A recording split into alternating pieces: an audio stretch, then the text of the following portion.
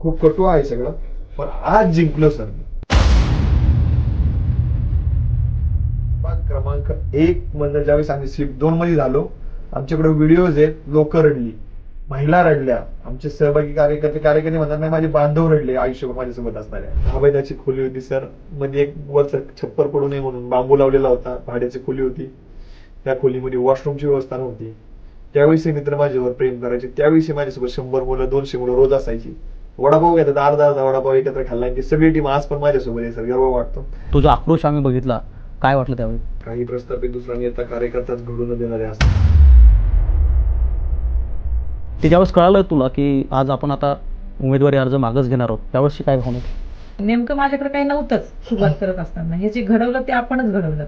आणि मी शेतकऱ्याची मुलगी आहे, त्याच्यामुळे एखादं संकट आलं किंवा ओला दुष्काळ आला, कोरडा दुष्काळ आला, तर शेतकरी पुन्हा शून्य होतो आणि तो शून्यापासून सुरुवात करतो आणि पुन्हा घडवतो. कार्यकर्ते तुटले? त्या आमिषातून जी जमवलेली गर्दी असते ना सर, ती अशा एका निर्णयानं बाजूला जाते. पहलगामला गेलात आणि तिथे ती जी घटना घडली त्यानंतर जी प्रतिक्रिया दिली होती, त्या प्रतिक्रिया देताना नेमकं काय घडलं होतं? कारण त्याचे वेगवेगळे प्रवाद आता आम्हाला सगळ्या सोशल मीडियामध्ये पाहायला मिळतात.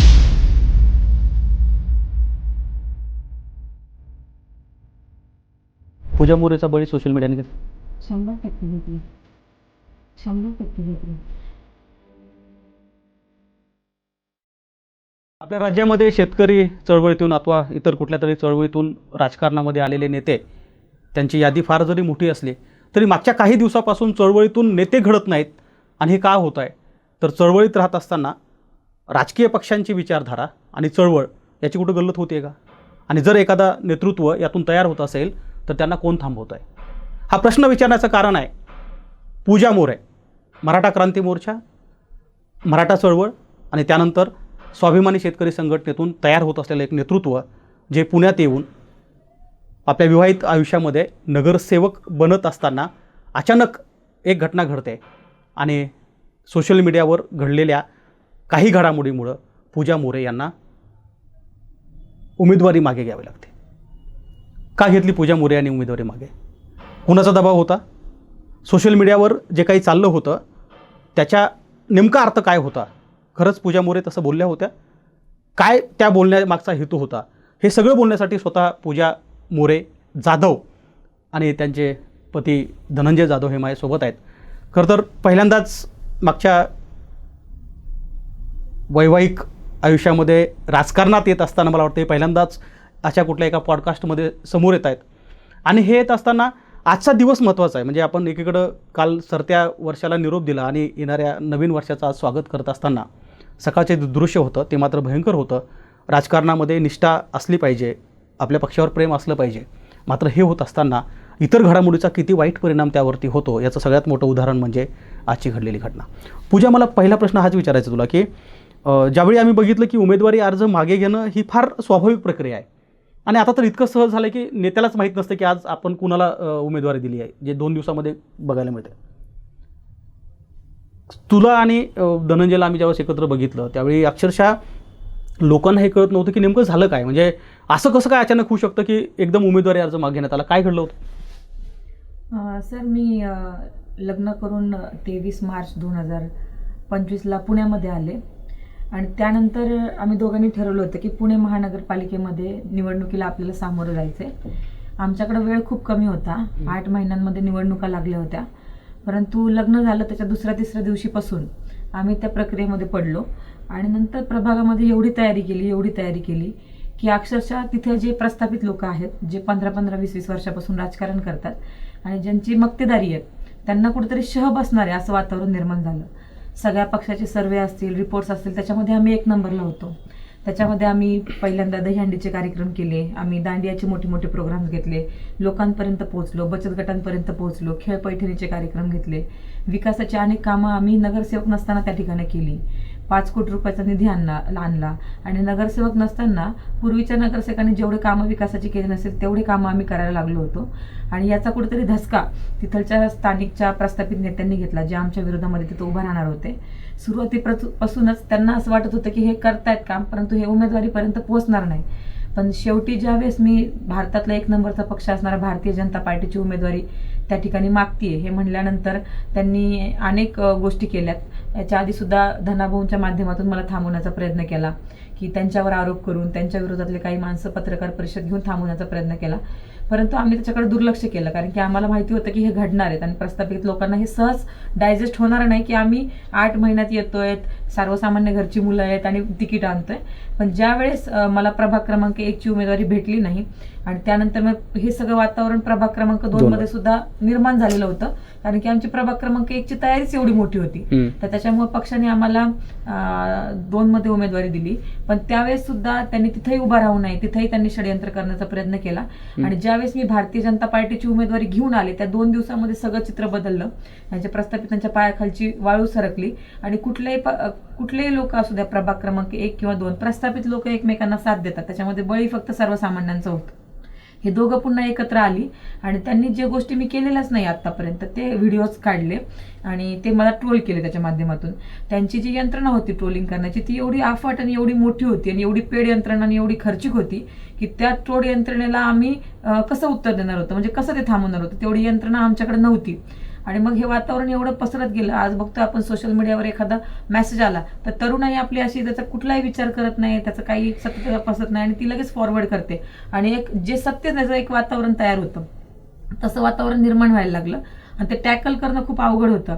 मग त्यावेळेस आम्ही दोघांनी सुद्धा विचार केला की आपल्याला भारतीय जनता पार्टीने उमेदवारी दिलेली आहे, आपण एकच उमेदवार नाही आहोत या पुणे महानगरपालिकेमध्ये, आपल्यासारखे अनेक उमेदवार आहेत आणि आपला ह्या सगळ्या गोष्टीचा इफेक्ट जर त्याच्यावर होणार असेल तर दुसऱ्यांच्या राजकीय कारकिर्दीमध्ये किंवा याच्यामध्ये हस्तक्षेप करण्याचा किंवा त्यांना डाग लागण्याचा आपला काही राईट तसा नाहीये.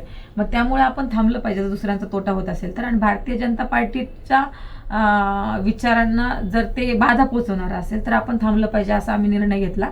ह्याच्यामध्ये कुठेही पक्ष पातळीवर आम्हाला सांगण्यात आलं नव्हतं की तुम्ही थांबलं पाहिजे, कारण की भारतीय जनता पार्टी उमेदवारी देत असताना इलेक्ट्रॉल मेरिट त्यांचा सर्वे आणि सगळ्या मोठ्या मोठ्या वरिष्ठ नेत्यांच्या एका संमतीनं ते उमेदवारी दिली जाते, तेव्हाच एबी फॉर्म दिला जातो. तेव्हाच तो आमच्याकडे आला होता आणि त्यांनी एबी फॉर्म दिल्यानंतर थांबवल्याची घटना उदाहरणं क्वचित एखाद्या दुसऱ्या असतील, कमी आहेत खूप जास्त. मग त्याच्यामुळे त्यांनी आम्हाला थांबवलं नाही तर सतत विरोधीला विचार करून पक्षाला कुठे आमचा निर्णय बाधित असू नये, भूमिका बाधित असू नये म्हणून आम्ही हे थांबवण्यासाठी. पण जे दृश्य आम्ही जे बघितलं ना धनंजय, म्हणजे खरं तर ज्यावेळी उमेदवारी नाकारली, म्हणजे उमेदवारी आपण घेणार नाही आहोत किंवा ती आपण नाकारतोय असं ज्यावेळी ठरलं त्यावेळी काय नेमकी तयारी केलेलं आठवत होतं? कारण मी बघतोय की मागच्या 6 महिन्यामध्ये म्हणजे वेगवेगळ्या कार्यक्रमातून तुम्ही त्याची सगळी तयारी करत होता आणि ज्यावेळी तुमच्या अगदी म्हणजे त्या गळ्याला पडल्या आणि तो जो आक्रोश आम्ही बघितला, काय वाटलं त्यावेळी?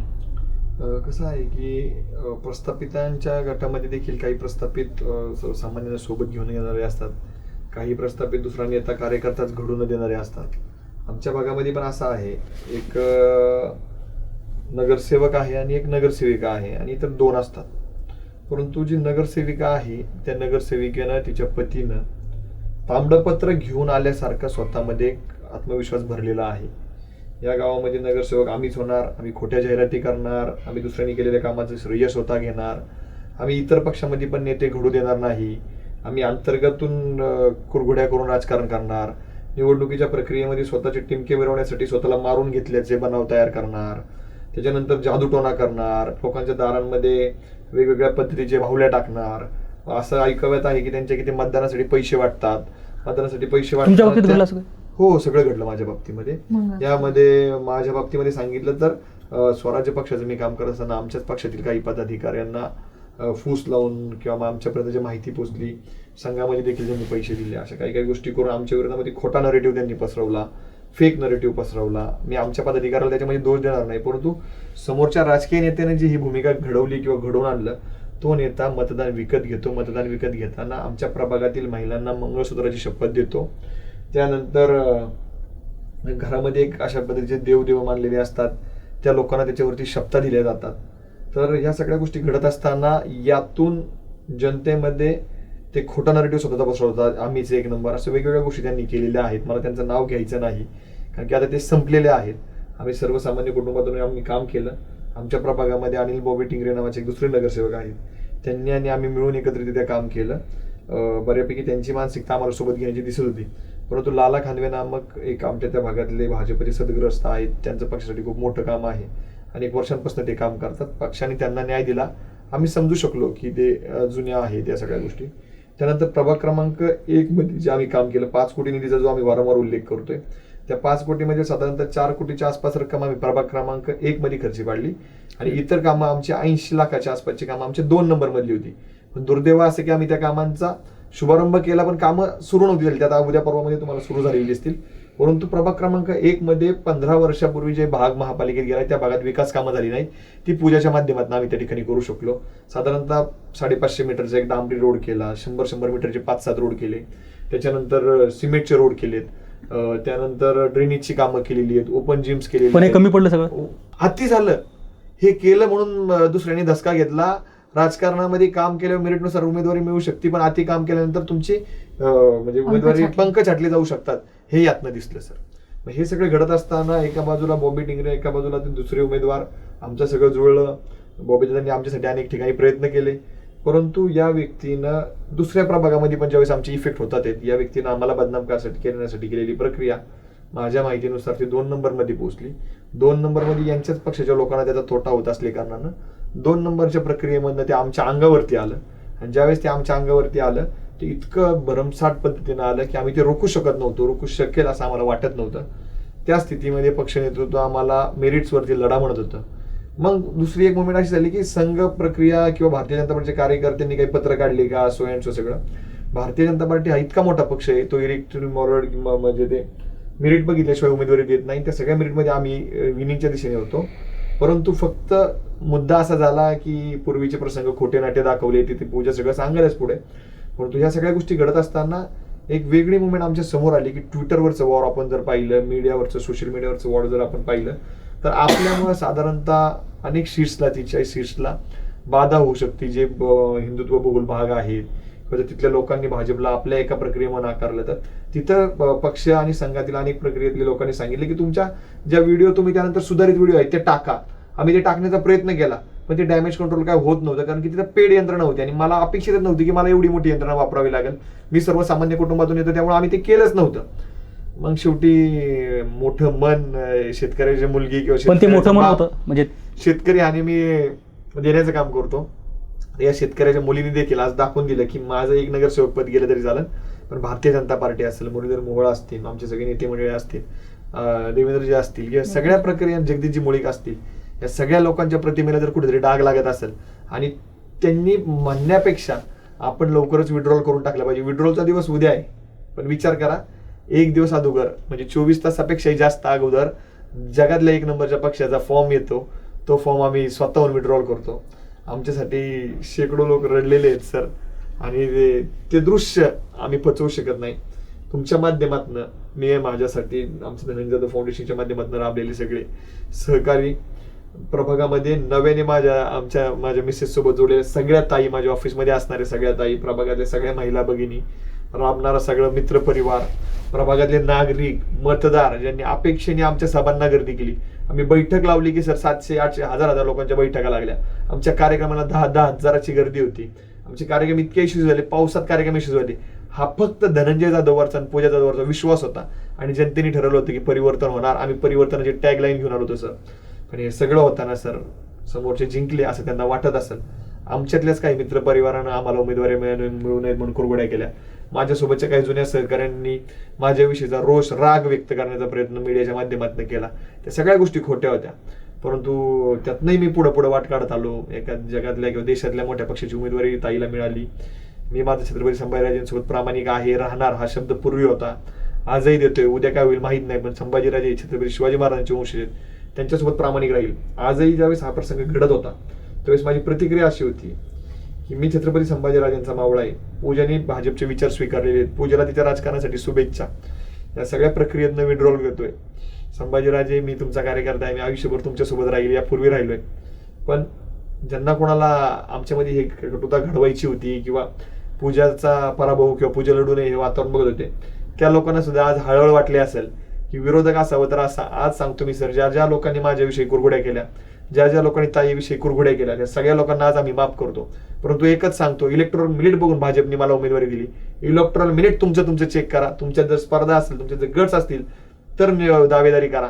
अन्यथा दुसऱ्याच्या विरोधामध्ये खोटा प्रचार करू नका. खोटा प्रचार खोडू शकलो असतो, परंतु तोही प्रचार करताना आम्ही फक्त आर्थिक यंत्रणेमुळे, आमच्या सोशल मीडियाच्या टीममुळे कमी पडलो.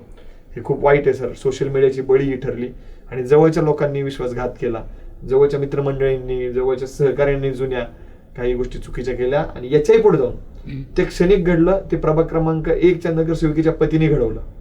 पण 2 नंबरमध्ये शिफ्ट झाल्यानंतर जे राजकारण 2 नंबरच्या प्रभागामधनं झालं, तिथली जनता स्वीकारायला तयार होती, तिथले विरोधक एकत्र आले, तिथं जे केलं तर ते आजही सांगतो सर तुम्हाला, प्रभाग क्रमांक 1च्या जनतेच्या जाऊन पाया पडेल, माफी मागेल. तुमचा विश्वास मी सार्थ ठरवलं सर. मी लढू शकलो ना सर, पण 4चे 4 भाजप लागणार,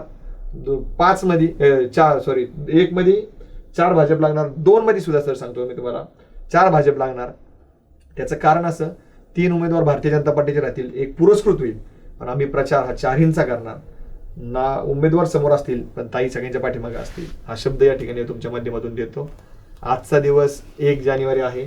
सर्वांना नवीन वर्ष शुभेच्छा देतो. आमच्या आयुष्यामध्ये काहीतरी मोठं लिहिलं असेल या 1 जानेवारी नंतर, मी संभाजीरावांशी प्रामाणिक राहील, ही भारतीय जनता पार्टीशी प्रामाणिक राहील. सगळी जनता आम्हाला स्वीकारली अपेक्षेसह सर्वांना शुभेच्छा देतो. पण हे सांगत असताना खरं तर फार मोठं मन लागतं, कारण मी तुम्हा दोघालाही घडताना बघितलं आहे. म्हणजे मला पूजा सांगत होती की किती बाय कितीच्या तिथून झालेला हा प्रवास आहे. पूजा, काय नेमकी स्वप्न घेऊन, खरं तर तू तर नवीन सगळं यांच्या आयुष्यामध्ये आलीस, त्यापूर्वी मी तुला बघत होते शेतकरी चळवळीमध्ये काम करत असताना वगैरे हे फलित होतं, तर मग ह्यासाठी जे कष्ट घेतले होते ते ज्यावेळेस कळालं तुला की आज आपण आता उमेदवारी अर्ज मागच घेणार आहोत, त्यावेळेसची काय भावना होती? सर, मला असं वाटतं की मी लोकांच्या वेदना व्यक्त करणारी मुलगी आहे आणि मला असं वाटतं ह्या ज्यावेळेस मी 18-20 वर्षाची होते समजा, त्यावेळेस मला शेतकऱ्यांच्या ज्यावेळेस वेदना कळत होत्या ना, त्यावेळेस मला चिडचिड व्हायची, मला राग यायचा. कारखानदारांनी केलेला ऊस उत्पादकांवरचा अन्याय, मी रात्र झोपायची नाही, ही कंडिशन त्यातून मी घडली. आणि हे सगळं करण्यासाठी जर एखादं पीक बाहेर आलं समजा, कणीस आलं समजा, तर कणीस येण्यासाठी पहिले कुणाला तरी मातीत गाडून घ्यावं लागतं. त्याच्यामुळे सर माझी तयारी होती मातीत गाडून घेण्याची आणि त्याच्यातून हे सगळं निर्माण झालं सर. आज पुन्हा मी शून्य झालेली आहे, म्हणजे जो माझा प्रवास मी केला ते शून्य झालेली आहे. पण मला एकीकडं उमेदवारी गेली याचं दुःख वाटत जरी असतं ना सर, दुसऱ्या क्षणी मी तयार झाली आहे की बाबा मागचं सोडून द्यायचं, पुन्हा शून्यापासून तयार करायची. ह्याचं कशामुळे झालं हे, कारण की नेमकं माझ्याकडे काही नव्हतंच सुरुवात करत असताना. हे जे घडवलं ते आपणच घडवलं आणि मी शेतकऱ्याची मुलगी आहे, त्याच्यामुळे एखादं संकट आलं किंवा ओला दुष्काळ आला, कोरडा दुष्काळ आला, तर शेतकरी पुन्हा शून्य होतो आणि तो शून्यापासून सुरुवात करतो आणि पुन्हा घडवतो. म्हणून मला असं वाटतं की शेतकऱ्याची मुलगी असल्यामुळं मला पुन्हा शून्यापासून सुरुवात करणं सहज शक्य झालं. मला वाटतं ते मोठ्या कुटुंबातल्या मुलांना एवढं कोलॅप्स होणं, पुन्हा शून्यापासून सुरू करणं जमणार नाही, जे मला जमेल. तर मी ते करतेय सर आता. आणि ह्या सगळ्या प्रवासामध्ये मला असं वाटतं की ज्यावेळेस ग्रामीण भागातून मी शहरी भागामध्ये आले, तर माझं पूर्ण वातावरण हे चळवळीतलं होतं. म्हणजे हिंदू, मुस्लिम, कुणा जाती धर्माला सगळ्यांना सोबत घेऊन जाणारा आपला शेतकरी बांधव असतो आणि त्याच्याकडे बघण्याची नजर आपली काय असते, एक शेतकरी येतो आणि शेतकऱ्यांविरुद्ध कारखानदार, अशा लढाईतून आली. आणि ज्यावेळेस मी पुण्यामध्ये आली तर शहरीकरण आणि ग्रामीण वातावरण हे सगळं पूर्णपणे बदललेलं होतं. त्याच्यामध्ये त्यांचे विचार समजून घ्यायला, आपली जडणघडण समजून घ्यायला याच्यामध्ये काही काळ वेळ गेला. आणि ह्याच्यामधून मग काही गोष्टी ज्या ग्रामीण भागामध्ये चालतात, ठिकाण बदलल्यानंतर त्या तिथं सुटेबल होऊ शकत नाहीत. म्हणजे जसं मी म्हणते की मी इथं आल्यानंतर योगा आणि झुंबाचे क्लासेस घेतले, ते जर मी माझ्या खेडेगावामध्ये घेतले असते योगा आणि झुंबाचे क्लासेस, तर तिथं कुणी आलं असतं का हो सर? तिथं पाठ आणि पोट शेतकऱ्याची एक झालेली आहे, त्यांच्या अंगातलं रक्त आटलंय, शहरामध्ये रक्त दाटले, त्याच्यामुळे योगा आणि झुंबा क्लासेस घ्यावा लागतो, त्याच्या माध्यमातून लोकांपर्यंत पोहोचावं लागतं. त्याला महिला येतात, परंतु ही ऍडव्हर्स परिस्थिती, म्हणजे 360 डिग्रीमध्ये माझं आयुष्य बदलले. ते तिकडचं आयुष्य इकडचे लोक समजून घेऊ शकत नाही आणि इकडचं आयुष्य तिकडचे लोक समजून घेऊ शकत नाही. त्याच्यामध्ये ही सगळी गफलत झालेली आहे. ह्याच्यातून मार्ग काढत पुढे जायला लागणार आहे. परंतु मी सगळं काय भावना होते की ज्यावेळी तुम्ही दोघांचं ठरलं की आता आपल्याला थांबायचंय? नाही, आमचं भावना ही होती की आपण स्वार्थ नाही बघायचा स्वतःचा, आपल्याला लॉंग टर्म पुढे जायचं, ही आपली सुरुवात आहे. माझं वैयक्तिक आयुष्य मी पूर्वी जगलेली आहे, तुमचं वैयक्तिक. आता आपण एकत्रित आलेलो आहोत आणि आपल्या एकत्रित येण्याला फक्त 8 महिने झालेले आहेत. ह्याच्यामध्ये जर आपल्याला काही गोष्टींसाठी मागे यावं लागलं तर आपली ती तयारी असली पाहिजे. आणि पुन्हा वेगाने जर पुढे जायचं असेल तर आपण पहिले एक फोर्स होतो, आता दोन्ही फोर्स आपण एकत्र आलेलो आहोत. हा पॉझिटिव्ह वेनं आणि आहे त्या परिस्थितीनुसार आपण तुम्ही मार्गदर्शन कराल तशा पद्धतीने आपण पुढे नेऊ. आज आपल्याला थांबावं लागतं तर ते आपण थांबलं पाहिजे, कारण की करणारे आपणच होतो. होतो, आपल्या कुटुंबाने काही करून ठेवलेलं नव्हतं, करणारे आपणच होतो, म्हणून गेला याचा काहीच गम नाही सर. आणि पुढे पण आम्हीच करणार आहोत, आम्हीच घडवणार पण आहोत. कार्यकर्त्यामध्ये जो भावना मला बघायला मिळाल्या, मी तिथे सगळ्या लोकांच्या भावना बघत होतो, म्हणजे अगदी 2-3 तास सगळं ते चाललेलं होतं. कार्यकर्ते तुटलेत? कार्यकर्ता बिलकुल तुटले नाहीत सर, तुटणार पण नाही. कारण की आम्ही ज्यावेळेस एखादा संघटन उभं राहतं त्यावेळेस जर काही लालूच दाखवलेली असेल किंवा आमिष दाखवलेले असेल, त्या आमिषातून जी जमवलेली गर्दी असते ना सर, ती अशा एका निर्णयानं बाजूला जाते ती गर्दी. पण ते नाराज झाले? नाराजी साहजिक आहे सर, कारण की त्यांना 16 तारखेला गुलाल घ्यायचा होता आणि 1 तारखेला आपण डायरेक्टली उमेदवारी माघारी घेतो, ती पण एवढ्या मोठ्या पक्षाची. आणि त्यांनी हे सगळं बघितलेलं की 8-15 दिवसापासून आम्ही मागच्या झोपत नाही आहोत आणि रात्री 2-2, 3-3 वाजता आम्ही दोघं सुद्धा उठून बसायचो. ह्याच्यावर सगळं निर्णय, हे सगळं त्यांनी पाहिलेलं आहे. आमचा एक परिवार आहे पहिल्यापासून, आणि त्याच्यामुळे ही आमिषातून गर्दी जमा झालेली नाही. हा आमचा परिवार आहे, हे आमचं कुटुंब आहे. त्याच्यामुळे दोघं सगळे वेदनेतून रडत होते सर. आणि रडू हे नाही का पैशाने विकत घेता येत नाही, ते आमिष दाखवून सुद्धा रडता येत नाही. त्याच्यामुळे मला नाही वाटत की हे कार्यकर्ते तुटतील. मला वाटतं आमच्यातली बॉन्डिंग अजून जास्त घट्ट झालेली आहे आणि कुठली लढाईला जात असताना आता आम्ही मोठ्या ताकदीनं सामोरं जाणार, कारण की आमच्या भावना एक आहेत, कुटुंब अजून घट्ट झाले. मी त्या 2 घटनेकडे नेतो पहिल्यांदा, कारण सगळ्या लोकांना खरं तर अपेक्षित आहे की ज्या 2 घटनेवरती हे सगळं ट्रोलिंग झालं, त्यातली पहिली घटना जी अर्थात तुम्हाला वाटतं तुमच्या लग्नानंतर तुम्ही पहलगामला गेलात आणि तिथे ती जी घटना घडली त्यानंतर जी प्रतिक्रिया दिली होती, त्या प्रतिक्रिया देताना नेमकं काय घडलं होतं? कारण त्याचे वेगवेगळे प्रवाद आता आम्हाला सगळ्या सोशल मीडियामध्ये पाहायला मिळतात. काय घटना होती ती? तुम्ही किती दिवस तिथे होतात? तिथे घटना काय घडली होती आणि तिथे जी प्रतिक्रिया देण्यात आली होती ती कशा स्वरूपाची देण्यात आली होती? सर, आम्ही लग्नानंतर 23-24 दिवसानंतर तिकडे गेलो होतो आणि त्यावेळेस आम्ही नेमकं तिथं पोहोचलो आणि तो अटॅक घडला. त्याच्यानंतर 1 तासामध्ये आम्ही ती प्रतिक्रिया दिलेली होती. तोपर्यंत देशभरामध्ये तर नुसता अटॅक झाला हीच बातमी गेलेली होती. आणि तिथे काश्मीरमध्ये असं वातावरण झालेलं होतं की लोकांनी आपला देश अखंड राहू नये, एकसंघ राहू नये म्हणून पाकिस्तानी लोक आपल्या याच्यावर नजर ठेवून आहेत आणि ते आपल्या देशामध्ये काहीतरी फूट पाडण्याचा प्रयत्न करतात. आणि म्हणून देशातल्या नागरिकांना आपण विनंती केली होती की हा दहशतवादी हल्ला आहे, याच्याकडे दहशतवादी हल्ल्यांसारखं पहा आणि भारत देशाने एक संघ राहिलं पाहिजे सगळ्या जाती धर्मातल्या लोकांनी. म्हणून मी तो एक मेसेज टाकलेला होता. तोपर्यंत काय घडलंय, किती लोक गेलेत, काय घटना घडल्यात हे काहीच आलेलं नव्हतं, कारण की पळापळी चालली होती सगळ्यांची. आणि जे लोक याच्यातून बाधित झालेले होते त्यांच्या कुटुंबापर्यंत सुद्धा मीडिया प्रतिनिधी पोहोचलेले नव्हते, म्हणून त्यांच्या प्रतिक्रिया आलेल्याच नव्हत्या. त्यावेळेस दिलेली ती बाईट होती. आणि लोकल चॅनलला त्या परिस्थितीतून काय विचारलं होतं लोक लोकल चॅनल म्हणजे तिथलचे जे लोक होते सगळे ते व्हायबल झालेले होते. पहलगामच्या तिथं अनेक लोक अडकलेले होते पर्यटक आणि त्यांना बाहेर काढणं गरजेचं होतं. परंतु हे वातावरण बिघडल्यामुळे तिथं कुणी जायलाच तयार नव्हतं. सफारीवाले नसतील, ते गाड्यावाले असतील, ते जायलाच तयार नव्हते. मग त्या लोकांनी परत कसं यायचं होतं ना, कारण की अजून दहशतवादी काही ठिकाणी लपलेले असू शकतात. त्या नागरिकांना बाहेर काढणं गरजेचं होतं. महाराष्ट्रातले अनेक लोक त्या ठिकाणी होते आणि म्हणून आम्ही त्यांना म्हणत होतो की तुम्ही ही सेवा सुरळीत करा आणि काश्मीरकडे लोकांचा बघण्याचा दृष्टिकोन चुकीचा होईल. या दहशतवादी हल्ल्यामध्ये जर तुम्ही भारतातल्या नागरिकांची सेवा करू नाही शकलात, समजा कॅबवाले असतील, कारवाले असतील, ते जर सेवा नाही करू शकले तर तुम्ही काश्मीरला पर्यटन करायला भविष्यात कुणीच येणार नाही. तुम्ही ऍक्टिव्ह व्हा, त्या लोकांना काढा तिथून, त्यांचे जीव वाचवा म्हणून आम्ही त्यांना हे करत होतो. आणि त्याच्यातून नाही का जे बाहेर चाललं होतं असं झालंय तसं झालं, तर मी त्यांना म्हणत होते काश्मीरी बांधवांनी याच्याकडे लक्षच देऊ नका, देशात काय झाले, तुम्ही पहिले माणसं वाचवा. तर त्याच्यामध्ये 3-4 तास ज्यावेळेस गेले ना सर, त्यावेळेस ज्यावेळेस ह्या सगळ्या प्रतिक्रिया बाहेर पडल्या त्यावेळेस आपले पुण्याचे एक गृहस्थ होते, त्यांना मानेला नवी मुंबईचे गृहस्थ होते. नवी मुंबईचे गृहस्थ होते, त्यांच्या मानेला गोळी चाटून गेली होती. त्यांना भेटण्यासाठी आम्ही गेलो आणि त्यावेळेस त्यांनी मला सांगितलं की त्यावेळेस बातम्या बाहेर पडायला लागल्या होत्या थोड्याफार की हे धर्म विचारून मारले. त्यावेळेस आम्ही जेव्हा त्यांच्याकडे बघितलं त्यावेळेस त्यांनी सांगितलं की खरंच हे धर्म विचारून मारलेलं आहे. मग त्यावेळेस आमचा पण संताप झाला सर. आणि बाहेर आल्यानंतर मी प्रतिक्रिया दिली की हो, हे खरं आहे की धर्म विचारूनच इथं मारलं गेलेलं आहे आणि असा दहशतवाद पोचला नाही पाहिजे. मग ही प्रतिक्रिया सर माझी मीडियामध्ये जाण्याच्या आधीच माझी पूर्वीच्या त्या परिस्थितीमधली प्रतिक्रिया एवढी व्हायरल झालेली होती आणि देशातल्या विविध ऍक्टिव्हिस्ट लोकांनी, विविध प्रचाराच्या राईट आणि लेफ्ट या लोकांनी एकमेकांवर अशा कुरळ घोडी केल्या की त्यांनी त्यांच्या पद्धतीने ते व्हिडिओज वापरले, फोटोज वापरले आणि माझी जी मुख्य प्रतिक्रिया होती ती कधी तिथपर्यंत केलीच नाही. मग त्याच्या मुख्य प्रतिक्रिया हीच होती की की खरंच धर्म विचारूनच त्या ठिकाणी त्यांना मारण्यात आलं, हिंदू आहेत ते म्हणूनच त्यांना मारलेलं होतं. मग भारतीय जनता पार्टीसारख्या एका मोठ्या पक्षामध्ये जिथं विचार म्हणजे अगदी देश, धर्म आणि त्यानंतर स्वतः अशी ज्या पक्षाची जडणघडण आहे, मग तिथे ही चर्चा आधी कधी झाली होती की तुमचं मत काय आहे ह्याबद्दल वगैरे असं? नाही, मग हे सगळ्या गोष्टी क्लिअर होत्या. सामाजिक दृष्ट्या जर पाहिलं तर या गोष्टी क्लिअर होत्या, सगळ्या गोष्टी होत्या, म्हणून तर आम्हाला उमेदवारी मिळाली होती.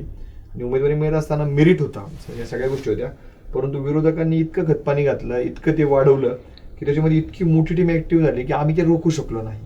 त्याच्यामध्ये अनेक गोष्टी कनेक्ट झाल्या. पुन्हा मराठा क्रांती मोर्चामध्ये मी केलेलं जे काम आहे, ते फडणवीस साहेबाबद्दलचं जे होतं वाक्य ते कुणाचं होतं? ते स्टेटमेंट माझं नव्हतं सर. मी मराठा क्रांती मोर्चामध्ये मुंबईमध्ये माझं केलेलं भाषण आजही सोशल मीडियावर आहे. ते मी अतिशय समाजाच्या वेदना मांडणारच भाषण होतं. पण कुणीतरी एक मुलगी आहे, तिने चुकीच्या पद्धतीनं त्यांच्यावर आणि त्यांच्या मिसेसवर बोललेल्या आहेत त्या. तर ते वाक्य मीच बोलले की काय असं सगळीकडे पसरवलं गेलं.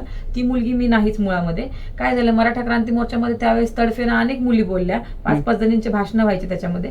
पण नंतरच्या काळामध्ये ह्या मुली आपल्या वैयक्तिक नोकरीकडं किंवा संसारिक कारभाराकडे वळल्या आणि त्याच्यामध्ये ऍक्टिव्ह राहणाऱ्या मुलींमध्ये बोटावर मोजणाऱ्या मुली होत्या. त्याच्यामध्ये मी जास्त काळ ऍक्टिव्ह राहिले आणि म्हणून सगळ्यांना असं वाटतं की ती बोलणारी मुलगी मीच आहे. बरे सांगता आलं नाही म्हणजे शक्य होतं? सांगितलं, माझ्या सोशल मीडियावर सांगितलं. परंतु ते जी महाराष्ट्रभरातून जी पेड यंत्रणा आहे ना सर आज सोशल मीडियाची सगळेच करतायत सर त्याच्यामध्ये.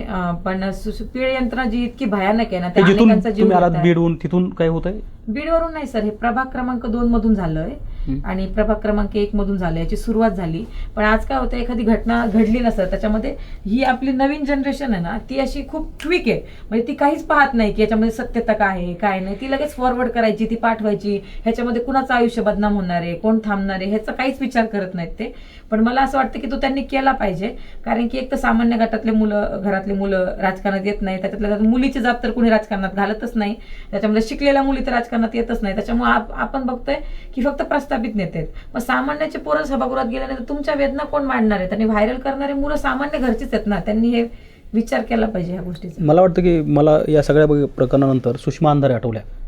सुषमा अंधारे आठवण्याचं कारण असं आहे की सुषमा अंधारे त्याच बीड जिल्ह्यातून येतात. दुसरी गोष्ट, सुषमा अंधारे ज्यावेळी उद्धव बाळासाहेब ठाकरे गटामध्ये प्रवेश करत होत्या त्यानंतरचा तो जर काळ बघितला तर यापेक्षाही भीषण होता. हे तुम्हाला आठवत असेल तर त्यांचे अनेक हिंदुत्वासंदर्भातचे व्हिडिओ, भवानी मातेसंदर्भातचे व्हिडिओ मोठ्या प्रमाणात व्हायरल व्हायचे, लोक त्यांना प्रश्न विचारायचे. पण मला असं या ठिकाणी म्हणता येईल का की पूजा मोरेला सुषमा अंधारे होता नाही आलं? नाही सर, असं नाही आहे. कारण की ही निवडणुकीची लढाई होती आणि ती मैदानातली लढाई होती. इथे काय इलेक्ट्रॉल मिलिट आणि मतपेटी बोलते सर. इथं तुम्ही काय बोलता ह्याला काहीच माहित नसतात. इथं आकडे बोलतात. आणि 16 तारखेला हा निकाल होता आपला.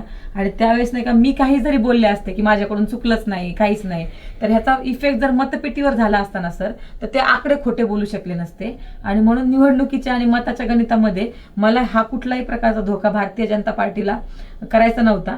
जर हे आपण भाषणामध्ये असलो असतो किंवा आपण रस्त्यावरची लढाई लढत असलो असतो ना, तर ते मी कसंही टॅकल केलं असतं. पण ज्यावेळेस मतपेटीमध्ये मतदान जाणार आहे तर तिथं आकडेच बोलतात. तिथं मी सुषमा अंधारे ताई होऊन जमलंच नसतं मला. सुषमा अंधारेंचं मी सांगतो, 2 दिवसामध्ये ताईंचे फोन देखील आले की तू खुचू नकोस, मी तुझ्यासोबत. राजकारण एक वेगळ्या पद्धतीचं आहे सर. भाजप, शिवसेना त्यांचं तिकडे चालू आहे सगळं असं. पण एक लढणारे आम्ही दोघी जण एका जिल्ह्यातला असल्यामुळे एक दोघींसाठी एक अटॅचमेंट येते. त्यामुळे प्रत्येक गोष्टीमध्ये होतं, मी आहे तुझ्यासोबत, लढ तू, असं एक. विरोधी पक्ष असताना देखील घडणाऱ्या प्रतिक्रियेमध्ये भारतीय जनता पार्टी पण पाठीशी राहिली आणि त्यांच्या विरोधी पक्षामधल्या सुषमाताईंचा पण फोन आला. आणि ज्यावेळेस मला सर भारतीय जनता पार्टीची उमेदवारी भेटली होती ना, तर त्यावेळेस सुद्धा त्यांना मला अभिनंदनाचा फोन आला होता की पूजा, तुझा प्रवास मी पाहिला, चळवळीतून आलेलं नेतृत्व आहे. पण पूजा, मला म्हणजे तो प्रश्न मुद्दामून परत विचारायचा आहे की यानंतर जी मंडळी ट्रोल करत होती त्यामध्ये काही लोक आपल्याला नाकारता येणार नाहीत की भारतीय जनता पार्टीवर प्रेम करणारे होते, त्या विचारांचे होते. तर मग असं झालं का की त्या लोकांची मतं वेगळी आणि पक्षांच्या नेत्यांची मतं वेगळी? प्रश्न बरोबर आहे तुमचा. आता हे काही ताईंची उत्तर मी देतोय कारण की आम्ही दोघं एकदम, आम्ही कधी असं होत नाही की त्यांच्या प्रश्नाला मी उत्तर देणे कारण. पण काही गोष्टी मी अनुभवल्या, काही त्यांनी अनुभवल्या. इतकं फास्ट घडलं. काही निर्णय घेताना उमेदवाराच्या बाबतीत त्या असायच्या, मी नसायचो. मग हे सांगत असताना सर तुम्हाला सांगतो की भारतीय जनता पार्टीच्या लोकांनी मुवमेंट केली का, तर केली. ती का केली हा प्रश्न महत्वाचा आहे सर. प्रभाग क्रमांक 2 मधनं एक मधला एक गट जो हिच्या व्यक्तिगत विरोधामध्ये उमेदवार म्हणून होता, या गटानं मिळवून ठराविक गोष्टी पेड स्वरूपामध्ये समाज माध्यमांमध्ये आणल्या आणि त्यावेळेस त्या फक्त अर्धसत्य आणल्या. मुद्दा ऐका नीट सर. हिला ट्रोल केलं का भारतीय जनता पार्टीच्या लोकांनी, तर केलं. परंतु ते का केलं, त्यांच्यासमोर अर्धसत्य आणल्या. मोठ्या मोठ्या न्यूजच्या संपादकीय मंडळींसोबत मी बोललो, त्यांनी प्रतिक्रिया टाकल्या, अनेकांनी प्रतिक्रिया टाकल्या, त्या त्यांच्या पहिल्या प्रतिक्रिया पाहून टाकल्या. म्हणजे मला तुमच्या चॅनलवरती जर मला मुभा दिली तर मी सांगल की ॲनालायझर म्हणून ते जे आहेत सुशीलजी कुलकर्णी, त्या सरांसोबत माझं बोलणं झालं. ते म्हटले की मला ज्यावेळेस इन्स्टंटली हे दिसलं तर त्यावेळेस मी व्यक्त झालो, परंतु ज्यावेळेस मी तुमची त्याच्यानंतरची प्रतिक्रिया पाहिली, बाकीची तुमची मुवमेंट पाहिली, तर मला असं वाटतं की तुमचा मी परत पॉडकास्ट करेल किंवा मी फोन घेईल किंवा हे करेल ते करेल. म्हणजे हे सांगायचं तात्पर्य काय की ज्यावेळेस एखादी अर्धी भूमिका तुम्ही पाहताना त्यावेळेस अशी मोठी लोक सुद्धा व्यक्त होतात, पण त्यांचं मन मोठं आहे, ते परत म्हणाले की मी याच्यावर दुसरी प्रतिक्रिया पण देतो. म्हणजे सांगायचं तात्पर्य काय, आज पत्रकार परिषद घेतली, पत्रकार परिषद संपल्यानंतर सुद्धा एक पत्रकार बांधव म्हणतात की असं असं, अरे म्हणजे सांगून झालंय. तर त्याच्यामुळे जे व्हिज्युअल्स दिसतं ना ते डोक्यात आणि मेंदूला भिडतं आणि खोटा निगेटिव्ह प्रचार पुढे जातो. त्याच्यानंतर काय ते पॉझिटिव्ह लोक बघत नाही, पण निगेटिव्हचा जमाना चालणारा खूप आहे, पॉझिटिव्हला हे असं सगळं पूजा मोरेचा बळी सोशल मीडियाने घेतला. 100% घेतलाय, पण मी तो जाऊन देणार नाही सर, कारण की मला शून्यातून सुरुवात करण्याची सवय, मी शेतकऱ्याची मुलगी आहे, मी पुन्हा उभा राहणार, शून्यापासून तयारी करणार. आणि जे ह्याच्या विरोधात आडवे आलेत ना मला, म्हणजे ज्यांनी ट्रोल केलं त्यांच्याबद्दल नाही, परंतु हे सगळं घडवण्यात ज्यांच्यामुळं ते घडलं, ज्यांनी घडवायला लावलं, त्यांच्या विरोधातली माझी लढाई पुढे चालू राहणार आहे आणि त्यांना मी एक दिवस त्यांची जागा दाखवल्याशिवाय राहणार नाही. राहुल गांधी सोबतचा जो फोटो होता त्याची काय किस्सा आहे? सर, शेतकरी चळवळीमध्ये मी काम करत होते, तर त्यावेळेस भारत जोडो सारखी यात्रा निघाली आणि अनेक देशातल्या लोकांच्या वेदना मांडण्यासाठी ते भेटत होते. तर ती यात्रा नेमकी आपल्या मराठवाड्यातून जाणार होती सर. तर त्यावेळेस मग मी कापसाचा प्रश्न घेऊन त्यांना भेटायला गेले होते, कारण की देशातलं जे आयात निर्यात धोरण जे ठरवलं जातं ते दिल्लीमध्ये ठरवलं जातं आणि दिल्लीतले एक महत्त्वाचे नेते म्हणून राहुलजींकडे बघितलं जातं. आणि ज्यावेळेस सत्ताधारी पक्षांना एखादा विषय मांडायचा असतो त्यावेळेस तो तर त्यांनी मांडला तर त्याच्याकडे सरकारचं लक्ष वेधलं जातं. ह्या प्रामाणिक भावनेतून मी त्यांच्याकडे गेले, कारण की आमचा सगळ्यांचा आवाज हा काही दिल्लीपर्यंत जाऊ शकत नव्हता. त्याच्यामुळे त्यांना भेटले. तुम्ही तो माझा फोटो बघा, माझ्यावर छातीवर बिल्ला आहे आणि माझ्या हातामध्ये कापसाची बोंड आहेत आणि कापूस आहे. मी त्यांना तो हातात भेट देते. मी कुठल्याही प्रकारची शाल, हार, फूल त्यांच्यासाठी घेऊन गेले नव्हते, तर ते घेऊन गेले होते कारण की तुम्हाला वेदना समजाव्यात. आणि त्यांनी एक जर वाक्य त्या ठिकाणी बोललं तर ते देशाच्या पंतप्रधानांपर्यंत पोहोचतं, हा माझा प्रयत्न होता. परंतु ते पण फोटो आज काढले जात आहेत. मग ह्या मुलीला कुठेतरी तिथं प्लॅन केलेलं होतं का, आणि मग तिला तिकडून पाठवलेलं आहे का? इनफॅक्ट आम्ही काश्मीरला ज्यावेळेस गेलो होतो त्यावेळेस पण आम्हाला अक्षरशः पवार साहेबांनी यांना हनीमूनसाठी तिकडे पाठवलेलं का? मग यांचा आधीपासून प्लॅन होता का? मग पाकिस्तानला हे माहिती होतं का? मग यांना आधीच प्लॅन केलेलं होतं का? मग तिकडून तसा दहशतवादी हल्ला झाल्यानंतर यांना असं देशात वातावरण करण्यासाठी, म्हणजे इथपर्यंत हे सगळे लोक जातात सर. आम्ही अतिशय साध्या कुटुंबातून आहे, एवढं आमची लेवल नाहीये म्हणजे एवढं कणखर राहण्याची, एवढं देशासोबत घात करण्याची त्याची. सर म्हणजे मी थांबवून पूजाला, मला असं वाटतं की याच्याबरोबर आणखीन एक भूमिका थोडी समाज माध्यमांमध्ये लोक विसरले, पण ती येणं राहिले ती आली असती कदाचित. मला वाटतं की जर आज ही प्रतिक्रिया नसली तर ती उद्या आली असती. देवेंद्रजींचा ताफा तुमच्या बीडच्या कुठेतरी परिसरामधनं चालला होता आणि पूजानी त्यावेळेस ते थांबवण्याचा प्रयत्न केला होता. तो एक प्रसंग माझ्या लग्नानंतर माझी आणि छत्रपती संभाजीराजेंमुळे गडकिल्ल्यांच्या कामासाठी, मराठा आरक्षणाच्या कामासाठी वारंवार बैठका होतात. छत्रपती संभाजीराजे दैवत आहेत माझं, त्या मुवमेंटमुळे देवेंद्रजींसोबत माझे चांगले संबंध आहेत. पण लग्नानंतर सुद्धा त्यांनी मोठ्या मनाने माफ करून लग्नाला येऊन खूप साऱ्या शुभेच्छा मला दिल्या, सगळ्या गोष्टी केल्या. पण तिथं सुद्धा मी हिच्याकडनं जे समजून घेतलं ना, एक महाजनादेश यात्रा काहीतरी चालली होती, त्यावेळेचा तो प्रसंग झाला होता आणि वेळ मागितला होता यांनी भेटावं. लोकांचे कर्जमुक्तीचा विषय होता किंवा पीक विम्याचा विषय होता, त्यात देखील गेलं होतं. तर त्या सगळ्या गोष्टी मला असं वाटतं की भूतकाळ आहे आणि ते का केलं तेही पूजाने आता सांगावं या पॉडकास्टमध्ये, म्हणजे वारंवार त्या गोष्टी राहणार नाहीत. पण काय होतं की म्हणजे देवेंद्रची गाडी अडवली होती यापूर्वी, तर मला माहिती आहे किमान असे किती आंदोलन असतील ज्यामध्ये केसेस झाल्या? 5 आंदोलन आहेत सर माझ्यावर केस झालेल्यातले. त्याच्यामध्ये रस्ता रोको आंदोलन, पीक विम्यासाठी आंदोलन, दुधाचा दरासाठी मी टँकर फोडले होते. त्यावेळेस शेतकऱ्यांना 5 रुपयांनी दुधात किंमत वाढून भेटली होती. राजू शेट्टींच्या नेतृत्वाखाली ते आंदोलन झालं होतं. पण त्याच्यामधलं 2019 साली मराठवाड्यामध्ये प्रचंड दुष्काळ पडलेला होता सर. आणि त्यावेळेस महाजनादेश यात्रा फडणवीस साहेबांनी काढली होती. त्यावेळेस ते म्हणले होते की शेतकऱ्यांचा सातबारा आपण कोरा करू. परंतु भीषण परिस्थिती असताना सुद्धा त्या निवडणुका अचानक लागल्या, सरकारने सातबारा कोरा केला नाही. म्हणून मी एक पत्र त्यांना लिहिलं होतं की मराठवाड्यातल्या शेतकऱ्यांचा सातबारा कोरा करा, तो शेतकरी अडचणीत आहे तरच मराठवाड्यामध्ये पाय ठेवा, नसता तुम्हाला मराठवाड्यात पाय ठेवून देणार नाही म्हणून. तर त्यावेळेस जेव्हा ते मराठवाड्यामध्ये आले त्यावेळेस मी एक निवेदन माझ्या हातामध्ये होतं आणि ते निवेदन घेऊन मी त्यांना भेटणार होते आणि त्याच्यामुळं त्यांच्यापर्यंत पोहोचण्याचा मार्ग मी अनेक वेळा पत्र देऊन सुद्धा पाठपुरावा होत नव्हता, त्याच्यापर्यंत पोहोचता येत नव्हतं, भावना तिथपर्यंत जात नव्हती. म्हणून त्यांचा ताफा आम्ही आणून त्यांना निवेदन फक्त त्या ठिकाणी देणार होतो. परंतु त्यावेळेस सुद्धा प्रचंड मोठ्या प्रमाणामध्ये मुस्कटदाबी झाली, त्यावेळेस सगळ्या घटना घडल्या. पण मला यातून एकच सांगायचं की मी कधीच देवेंद्रजींच्या बाबतीत खालच्या पातळीवर उतरले नाही. माझा लढा हा शेतकऱ्यांसाठी होता, माझा लढा तत्वांसाठी होता. त्या तत्वासाठी मी त्या भूमिकेसोबत त्यावेळेस प्रामाणिक राहिले. व्यक्तिगतरित्या त्यांच्याविषयी माझ्या मनामध्ये रोष कधीच नव्हता. मराठा आरक्षणाच्या चळवळीमध्ये काम करत असताना मुख्यमंत्र्यांच्या खुर्चीवर ते होते आणि ती खुर्ची न्याय देणारी होती, त्यासाठी मी लढले. नंतरच्या काळामध्ये उद्धवजी ठाकरे साहेब खुर्चीवर बसले, त्यावेळेस मी विधान भवनाच्या बाहेर पीक विम्यासाठी आंदोलन केलं. त्याचा एक गुन्हा माझा मुंबईमध्ये माझ्यावर दाखल झालेला आहे मरीन ड्राईव्ह पोलीस स्टेशनला.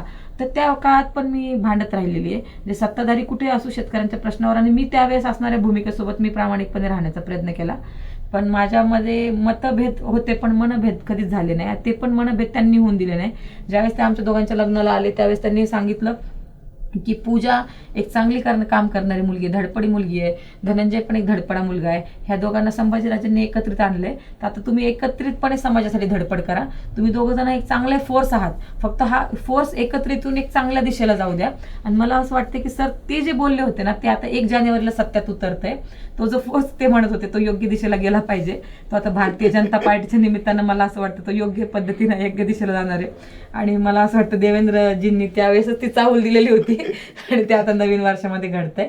काय रामाला वनवास भोगावा लागलाय, काय सगळ्या महाभारतातल्या गोष्टी आपण बघितल्या तर ह्याच्यातून सगळेच जण जातात. आपण काय याला नवीन नाहीये. मी खरं तर म्हणजे ती पूजा मोरे बघितली आहे. म्हणजे मुद्दा म्हणून सांगतोय मी की बीड जिल्ह्यामध्ये किंबहुना मला वाटतं राज्यातल्या त्या काळामध्ये सगळ्यात तरुण पंचायत समितीच्या सदस्य कोण, तर मला वाटतं पूजा मोरे.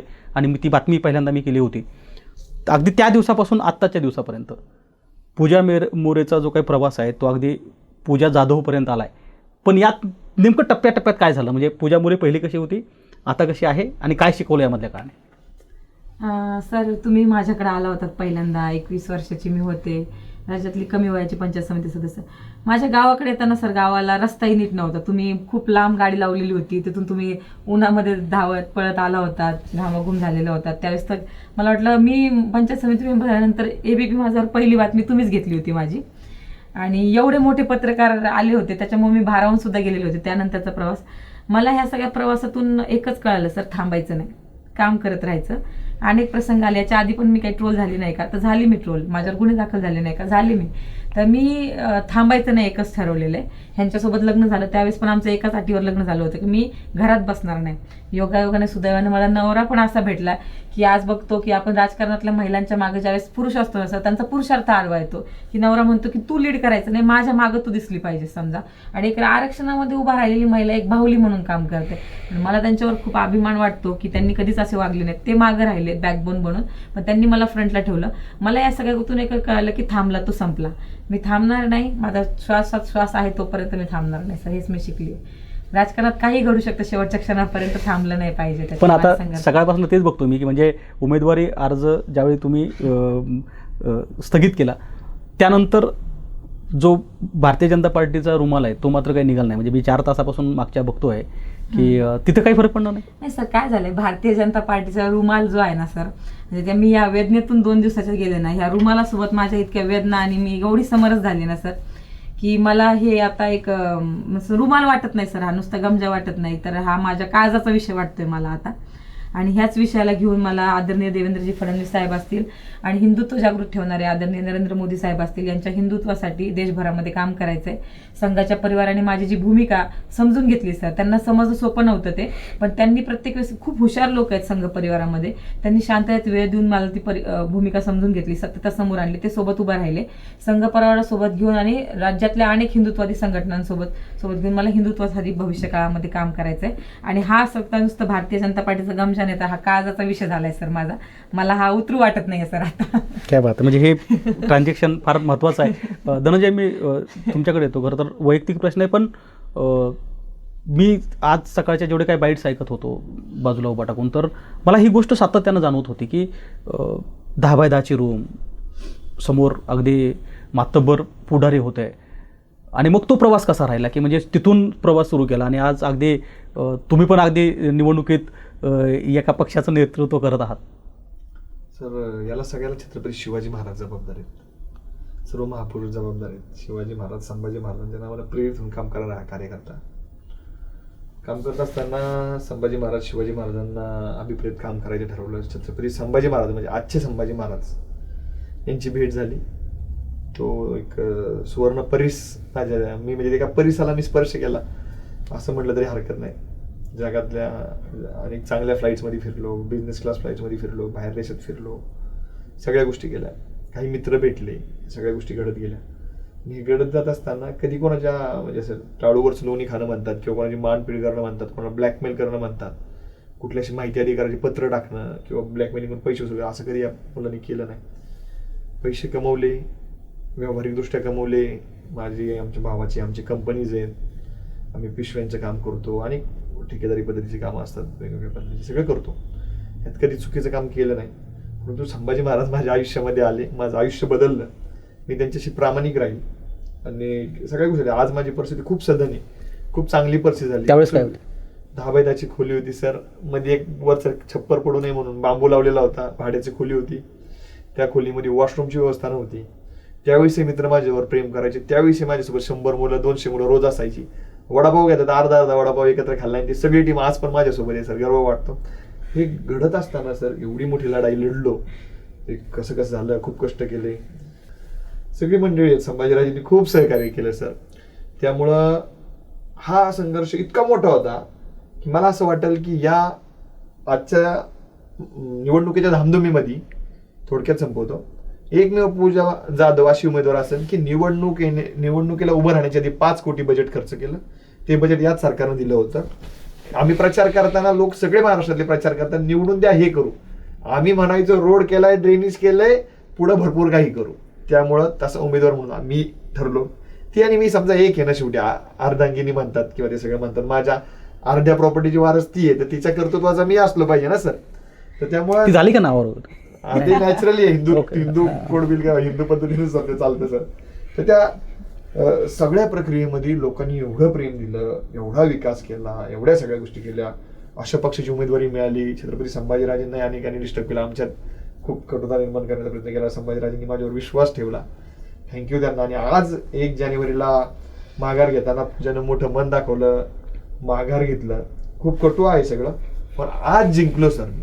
प्रभाग क्रमांक 1 मधनं ज्यावेळेस आम्ही स्विप 2 मध्ये झालो, आमच्याकडे व्हिडिओज आहेत. लोक रडली, महिला रडल्या, आमचे सहभागी कार्यकर्ते म्हणतात नाही, माझे बांधव रडले आयुष्यभर माझ्यासोबत असणाऱ्या.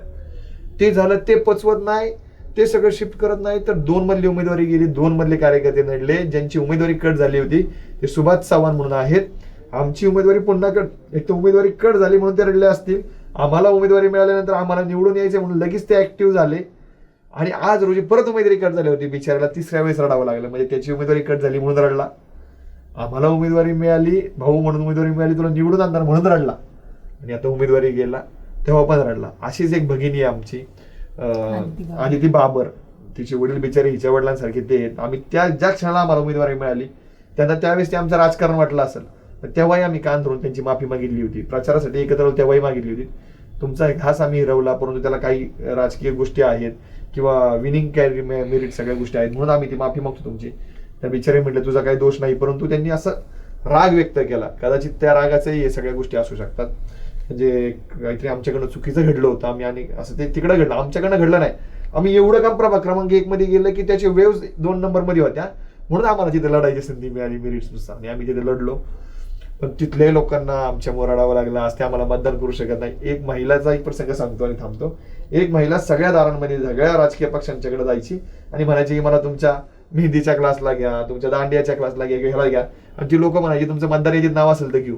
आणि शपथेवर सांगतो, बायकोच्या डोक्यावर हात ठेवून सांगतो, सावित्री राजपूत प्रभाग क्रमांक 1 मधली महिला आहे. तुम्ही जाऊन तिला भेटू शकता. ऑन रेकॉर्ड सांगतोय.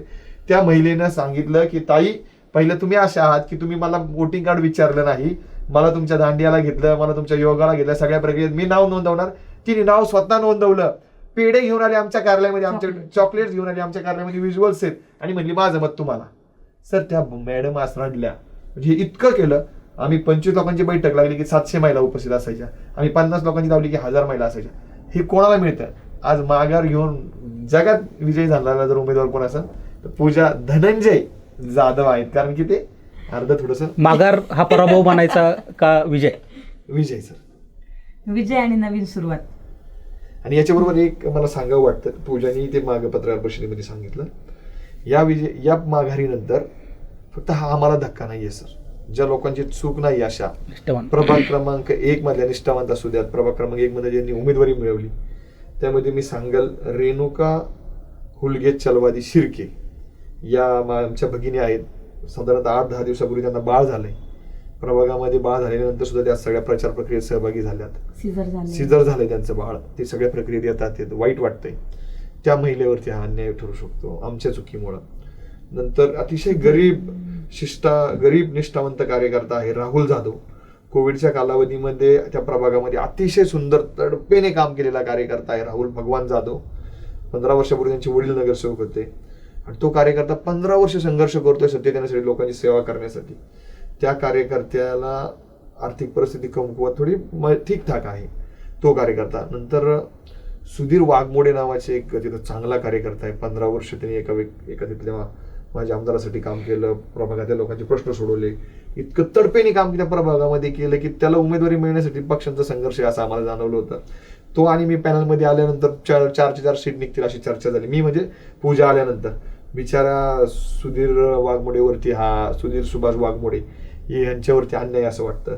आदित्य बाबरांचं सांगितलं, सुभाष चव्हाणांचं सांगितलं आणि इतर अनेक मेरिट्समध्ये नाहीत पण इच्छुक होते, जुन्या आहेत आणि लढावं वाटतं, अशा सगळ्या लोकांवरती अन्याय. पण आजच्या या पॉडकास्टमधून जर सगळ्यात महत्त्वाचा संदेश जर मला द्यायचा असेल तर आमच्या नकळत घडलेल्या एका चुकीमुळे मतदारांनी या लोकांवरती अन्याय करू नये. मी त्या चौघांनाही सांगेल जे पुरस्कृत असतील ते, आणि हे 3 जण. धनंजय जाधव म्हणून व्यक्तिशा पूर्ण ताकदीने मी तुमच्यासोबत आहे. पूजानी तर ठाम शपथच घेतलेली आहे की पूर्णपणे ऑल आउट जाऊन त्या प्रभागामध्ये ती फिरणार, सगळं ती करणार आणि तुम्हाला चौघांना विजयी करण्यासाठी येणार. हा झालेला प्रसंग आमच्या आयुष्यामध्ये तुमच्यापेक्षा जास्त वेदनादायी आहे. तुम्हाला 15 तारखेपर्यंत निवडून येण्याची संधी आहे. आम्ही फॉर्म भरताना माघार उद्या आहे, आजच आमची संधी संपलेली आहे. पण आमची संधी संपताना आमच्यामुळे तुमच्यावर आघात होऊ नये म्हणून आम्ही ताकदीने तुमच्या पाठीशी उभे राहणार, तुम्हाला निवडून येण्यासाठी प्रयत्न करणार. हे मी बोललो 2 नंबरसाठी. 1 नंबरसाठी सुद्धा सेम बोलतो, 4 जण आम्ही निवडून आणणार. भारतीय जनता पार्टी 8 पैकी 8 असतील. ही धनंजय जाधवची जबाबदारी. पूजानी मगाशी शब्द दिलाय, पूर्ण शहरामध्ये भारतीय जनता पार्टीला फायर ब्रँड वाघीण म्हणून जर कुठं प्रचाराला आणि हिंदुत्व स्वीकारलेल्या वाघिणीची गरज पडली तर ती देखील पुणे शहरात अवेलेबल असेल. पूजा, आज ही वाघीण आम्हाला रडताना दिसली. नाही, वाघिणीला पण मन असतं सर. भावनेतून मी राजकारणाला जुळलेली आहे. अजून प्रस्थापित नेत्यांसारखं मी भावना बाजूला ठेवून राजकारण करायला शिकलेले आहे. ते मला कधी जमूही नाही आयुष्यामध्ये पुढं. तर मला असं वाटतं की वाघीण जरी दिसायला असली सर तरी एक भावना असते, शेवटी महिला आहे मी.